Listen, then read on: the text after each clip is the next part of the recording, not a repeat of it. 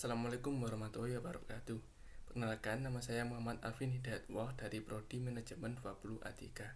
Di sini saya akan menjelaskan tentang peran sektor pertanian pada pertumbuhan perekonomian Indonesia di masa pandemi. Sektor pertanian penyelamat ekonomi masa pandemi. Produksi bangsa dan penyerapan tenaga kerja di sektor pertanian tumbuh positif selama pandemi COVID-19 pada kuartal pertama 2020 sampai awal kuartal 3 2021. Pertumbuhan positif di sektor ekonomi tradisional itu bisa dikategorikan sebagai penyelamat ekonomi nasional karena sektor-sektor strategis seperti industri dan jasa terjun bebas menghadapi wabah. Sektor pertanian harus mendapat perhatian khusus dan jangan sekali-kali diabaikan. Sektor ini merupakan tempat bergantung pada kehidupan sebagian besar masyarakat Indonesia. 29,8% angkatan kerja kita bekerja di sektor pertanian tahun 2020. Sektor pertanian ini juga menghasilkan produk pangan yang menjadi pangan pokok kita. Jika produk pangan terganggu, bisa mendorong menaikkan harga dan bisa menimbulkan instabilitas politik jika harga pangan naik. Dan jika kita impor, maka negara kita terindikasi kedaulatan pangan turun dan perut kita tergantung pada negara lain. Dampak negatif sektor pertanian pada masa pandemi. Dampak mempengaruhi sektor pertanian. 1. Harga pasar dan pertanian.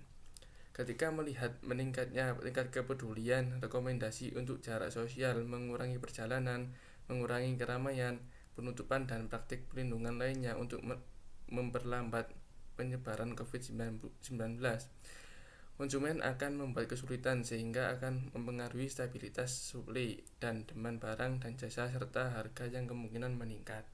2. Rantai pasokan pangan melambat dan kekurangan karena penyaluran logistik pertanian terganggu. 3. Kesehatan petani.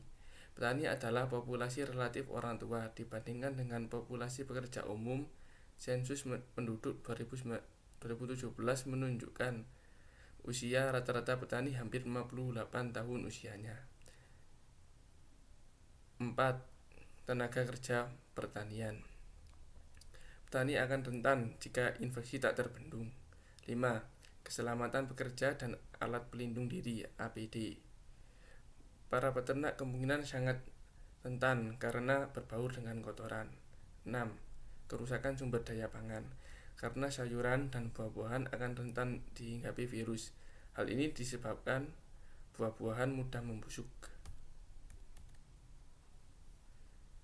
Strategi pemerintah mendorong ketahanan pangan dan kesejahteraan petani. Secara khusus, stimulus dan insentif yang dikeluarkan untuk tetap menjaga kinerja di sektor pertanian dan perikanan antara lain. 1. Program padat karya pertanian. 2. Program padat karya perikanan. 3. Banpres produktif UMKM sektor pertanian. 4.